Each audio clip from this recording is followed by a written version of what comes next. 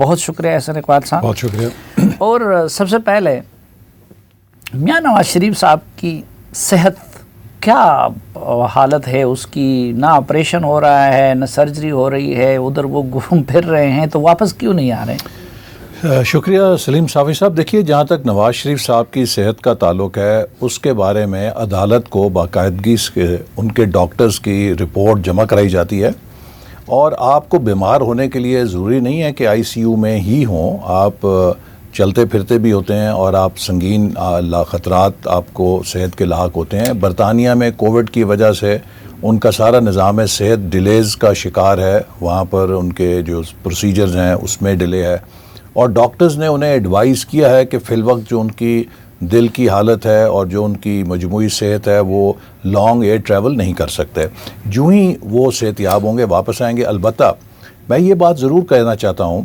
کہ عدالت کے فیصلے میں یہ بات بھی لکھی گئی تھی کہ اگر حکومت کو کسی وقت ان کی صحت کے بارے میں یہ شبہ ہو کہ وہ صحت کو بہانہ بنا رہے ہیں، تو وہ پاکستانی ہائی کمیشن کے ذریعے براہ راست ان کی صحت کی صورتحال پر تصدیق کر سکتے ہیں۔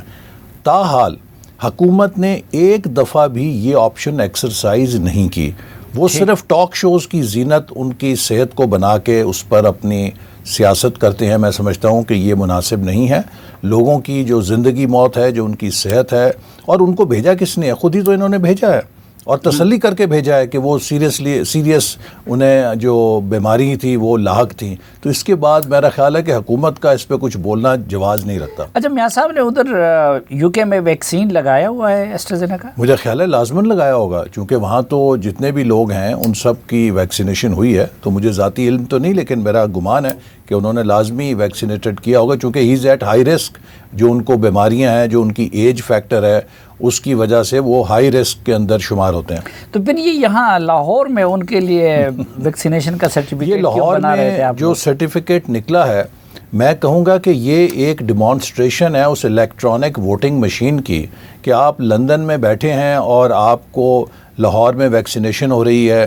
اسی طرح صافی صاحب ہو سکتا ہے کہ پشاور میں یا اسلام آباد میں بیٹھے ہوں، تو ان کا ووٹ جو ہے وہ چیچا وطنی میں پڑ جائے۔ تو یہ ایک اور ثبوت ہے کہ دیکھیے، کمپیوٹر از خود کوئی چیز نہیں ہوتی۔ لیکن وہ تو شبلی فراز صاحب کی تخلیق ہے، ان کو تو خود چلانا بھی نہیں آتا۔ یہ تو اسد عمر صاحب جیسے باتونی شخص کے ہاتھوں میں ہیں۔ تو اب آپ دیکھ لیجئے نا کہ جہاں اسد عمر صاحب ہیں اور ایک پورا نظام ہے، اس کے اندر بھی اس طرح کی بے قاعدگیاں ہو رہی ہیں، جو کہتے ہیں کہ پورا کمپیوٹرائز نظام ہے اور نادرا کے ذریعے چل رہا ہے، اور اس میں کسی عام شخص کا نہیں بلکہ پاکستان کے سابق وزیر اعظم کے اگر جعلی ویکسینیشن کے سرٹیفکیٹ بن رہے ہیں، تو دنیا تو پھر ہم پر مذاق اڑائے گی۔ ہمارے وہ تو کہتے ہیں یہ تو آپ لوگوں نے جارسازی کی ہے ان کے لیے۔ کیا پنجاب حکومت ہماری ہے؟ کیا وفاقی حکومت ہماری ہے؟ کیا اس نظام کو ہم چلا رہے ہیں؟ اس کی نگرانی ہم کر رہے ہیں؟ یہ تو ہر چیز کا آج جو 4 سال بعد ہر چیز کا الزام مسلم لیگ نون کو دیتے ہیں۔ وہ ایک بڑا اچھا کارٹون کسی نے دیا پی ٹی آئی کا کہ صاف چلی شفاف چلی، اور اس کے بعد پی ٹی آئی سائیکل کے جو پہیے ہیں اس کے اندر خود ڈنڈا دیتی ہے، اور وہ سائیکل سے الٹ کے گر جاتی ہے اور دان توڑا لیتی ہے، اور اس کے بعد کہتی ہے یہ بھی مسلم لیگ نون کی کرپشن کا نتیجہ نہیں تو آخر اسد عمر صاحب اور ان لوگوں کو کیا ضرورت تھی کہ نواز شریف صاحب کے لیے سرٹیفکیٹ بنا دے ویکسینیشن کا؟ میرا خیال ہے کہ یہ تو آپ ان سے پوچھیں نا، یہ اس بات کا ثبوت ہے کہ یہ کتنی ناقص نگرانی ہے، اور سسٹم میں کتنی ان کی عدم دلچسپی ہے کہ اس طرح کے واقعات ہو رہے ہیں۔ میں سمجھتا ہوں کہ یہ لوگوں کی صحت کا معاملہ ہے اور اس کی بڑی کڑی نگرانی ہونی چاہیے تھی۔ حکومت کس شعبے کے اندر کام کر رہی ہے؟ دیکھیے، آج ہماری پارلیمنٹ کے اندر صافی صاحب مسلسل پہلی دفعہ شاید پارلیمان کی تاریخ میں ہوا ہے کہ پورا 1 ہفتہ لگاتار کورم ٹوٹتا رہا، اور کسی کو دلچسپی نہیں۔ آج تو تلاوت ہوئی، قومی ترانہ ہوا، اور اس کے بعد کورم ٹوٹ گیا، اور اجلاس جو ہے انہوں نے یہ کوشش بھی نہیں کی کہ کوئی آدھا گھنٹہ پونا گھنٹے کے لیے اجلاس مؤخر کریں، سیدھا ہی منڈے تک مؤخر کر دیا۔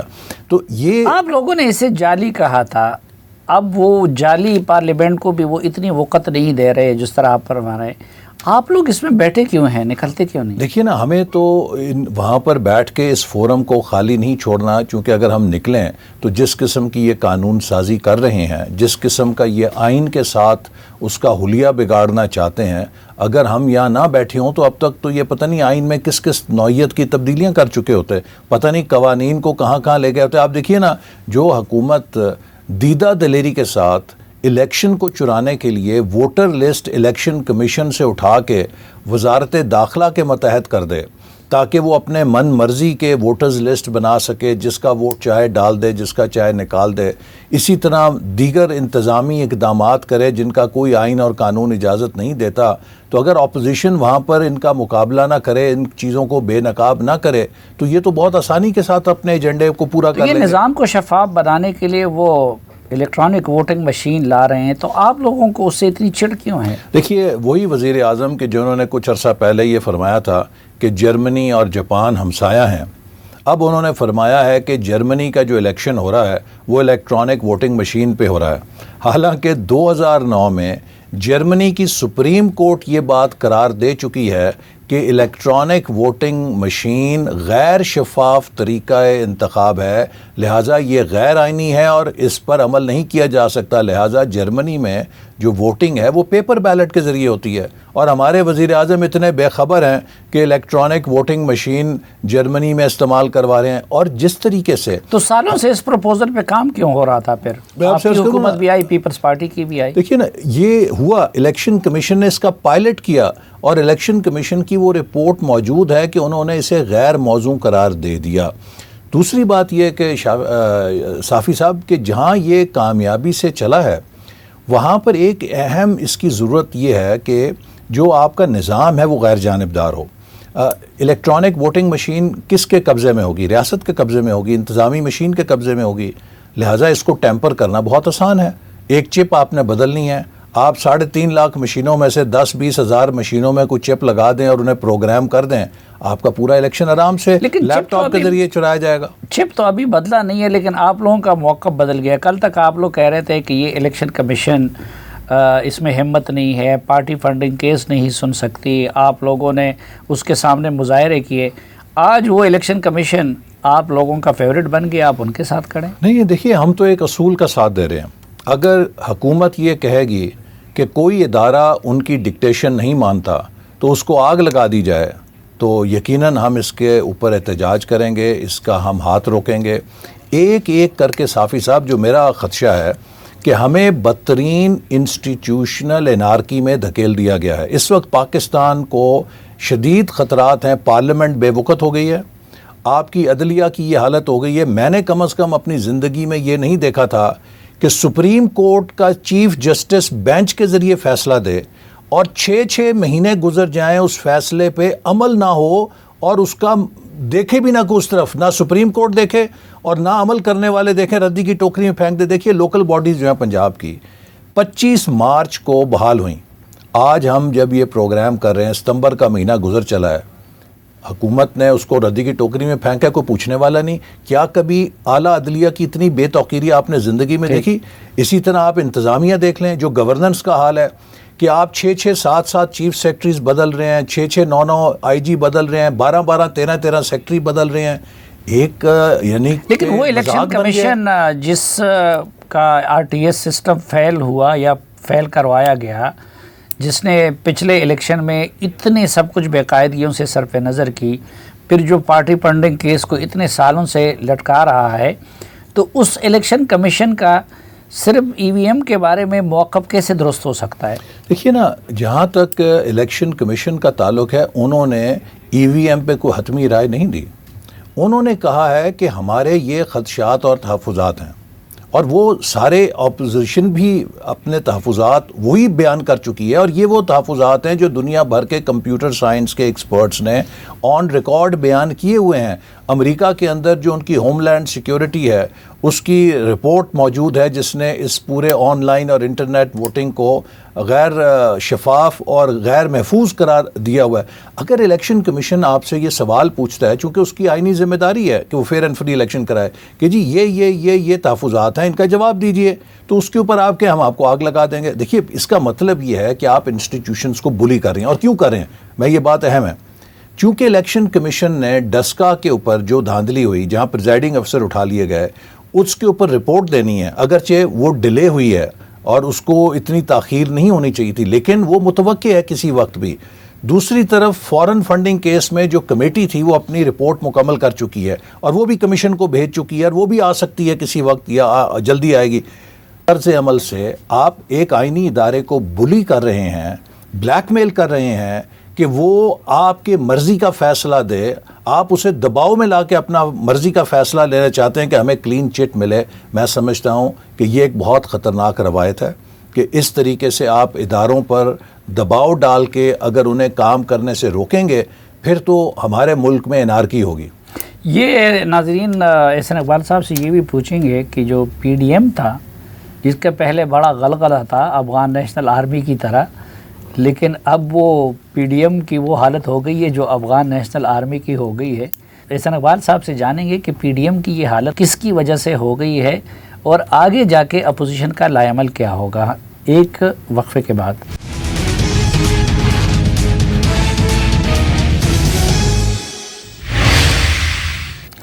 ایک بار پھر خوش آمدید آپ کو جرگے میں. جناب احسن اقبال صاحب جو سیکرٹری جنرل ہیں مسلم لیگ نون کے، ہمارے ساتھ ہیں. احسن اقبال صاحب، یہ چیئرمین نیب تو آپ اور پیپلز پارٹی نے مل کے مقرر کیا تھا، اس کے توسیع کے آپ کیوں خلاف اتنا بڑا عظیم کام کر رہے ہوں؟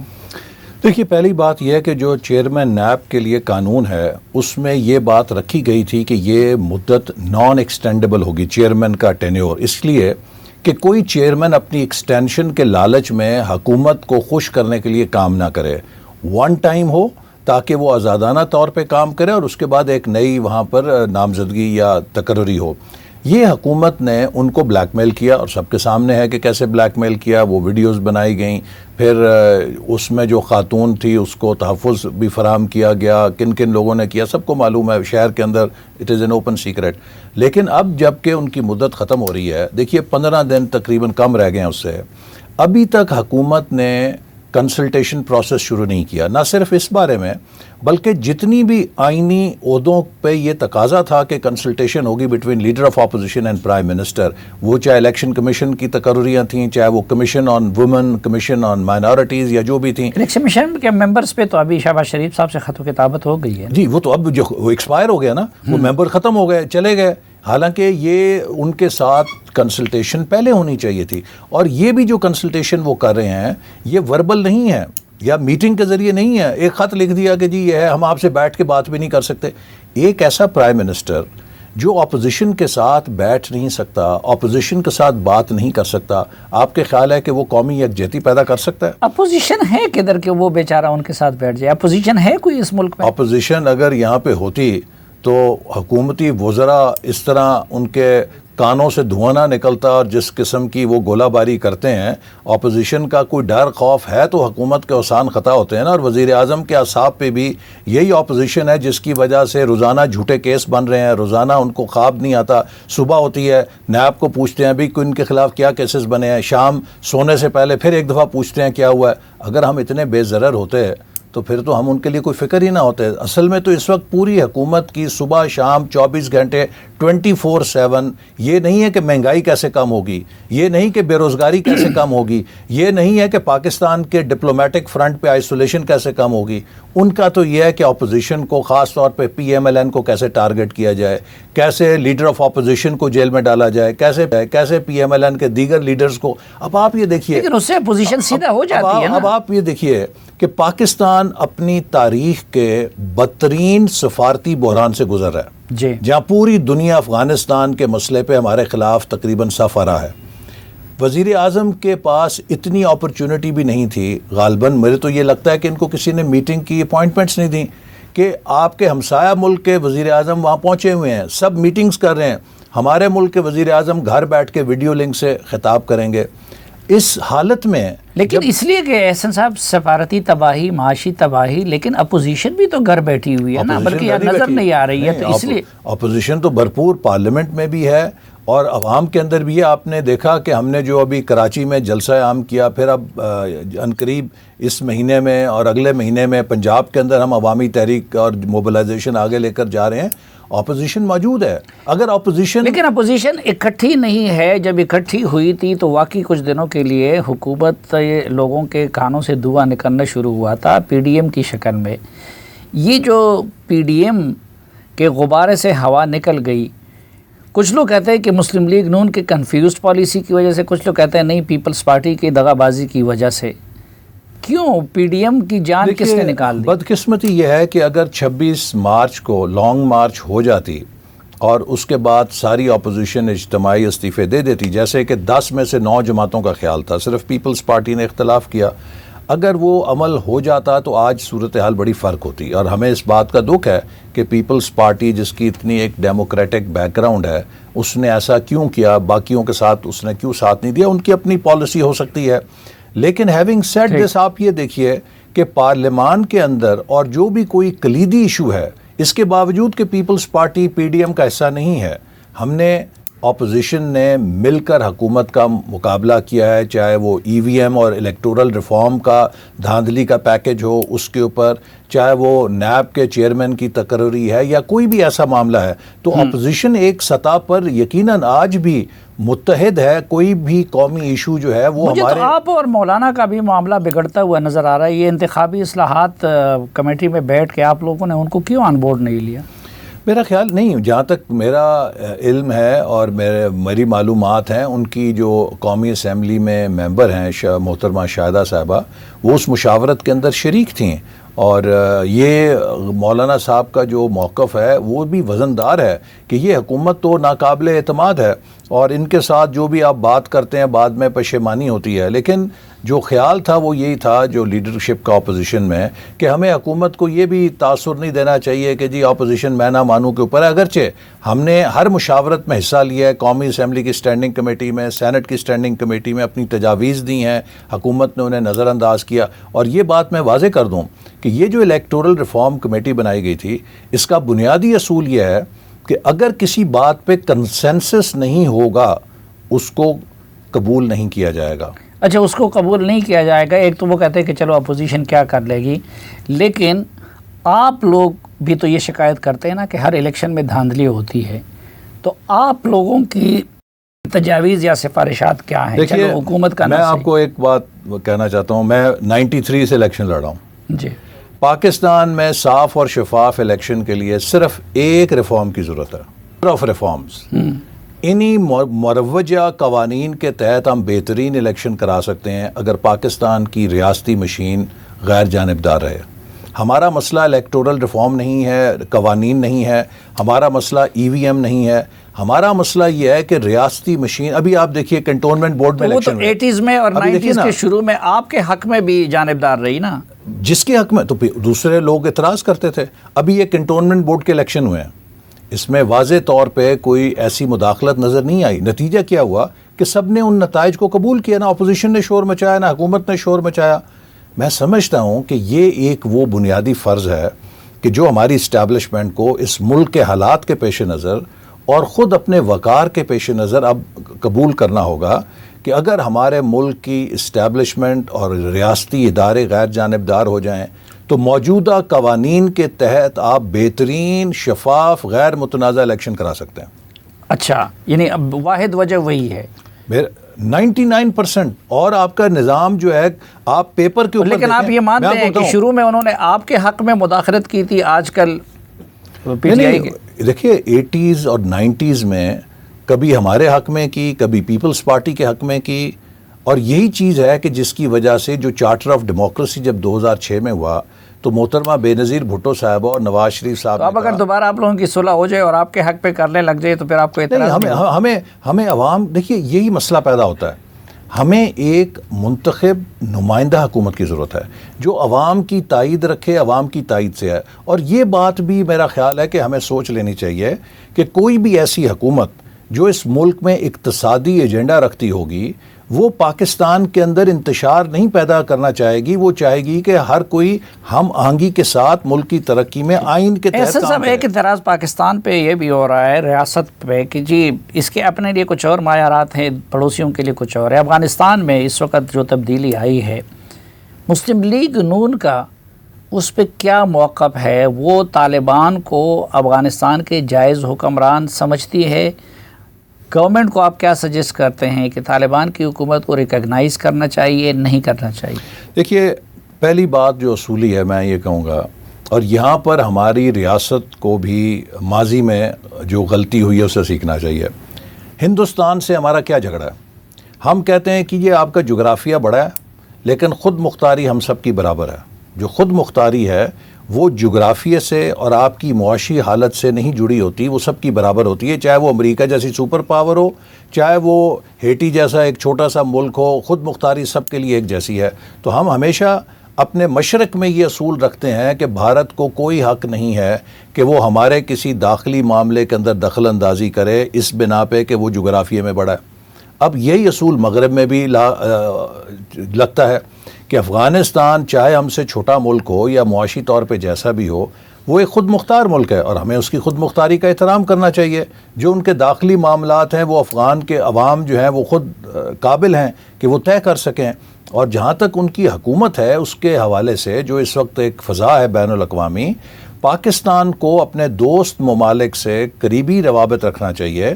اور میرا خیال ہے کہ اگر ہم اس وقت کوئی بھی اکیلے فیصلہ کریں گے تو وہ نہ افغانستان کے حق میں اچھا ہوگا نہ پاکستان کے مفاد میں ہوگا۔ ہمیں اپنے دوستوں کے ساتھ مل کر ایک کلیکٹیو فیصلہ کرنا چاہیے۔ دوست ممالک مینز میرا خیال ہے کہ اس خطے کے جو ممالک ہیں، جو افغانستان کے ہمسایہ ممالک ہیں، اس میں چائنا ہے، اس کے اندر گلف کنٹریز ہیں جن کے ساتھ ہمارے قریبی تعلقات ہیں، اور پھر بالخصوص یورپین یونین اور امریکہ کو بھی ہم نظر انداز نہیں کر سکتے، چونکہ ان کے پاکستان کے حوالے سے کافی اہم رول ہے۔ ہماری ایکسپورٹ ساری یورپ اور امریکہ جاتی ہیں 70% کے قریب، تو لہٰذا ہمیں ایک بین الاقوامی کمیونٹی کو، اسی لیے میں کہتا ہوں کہ اس جنرل اسمبلی کے اجلاس میں ہمیں پرو ایکٹیو ڈپلومیسی کے لیے وہاں موجود ہونا چاہیے تھا۔ We are absent. تو شاہ محمود صاحب اور شہریار افریدی صاحب گئے ہوئے ہیں نا؟ جی، شہریار افریدی صاحب نے مین ہٹن کے اندر جو ڈپلومیسی کی ہے کہ آپ امریکہ کو ان کی روایات اور سوسائٹی کے اوپر ایک پورا لیکچر دے رہے ہیں۔ امریکہ میں جو کچھ بھی ہے، میں وہاں پڑھا ہوا ہوں، میں سمجھتا ہوں کہ آج بھی رات کو 2 بجے اگر امریکہ میں کوئی خاتون تنہا نکل جائے تو اس کو وہ خطرات نہیں ہیں جو ہماری سوسائٹی کے اندر رات کو کوئی تنہا خاتون نکلے تو اس کو جو عدم تحفظ ہوگا۔ ہمیں اپنے گریبان میں جھانکنا چاہیے۔ ہم امریکہ کو جا کے لیکچر دے رہے ہیں کہ تمہارے خواتین کے عمران خان کے سپاہی دیکھیں مینہٹن میں امریکیوں کے منہ پہ ان کو سنا دی، ادھر جا کے ادھر رہے، بس بھگنے پھر آگے۔ بہت شکریہ احسن صاحب۔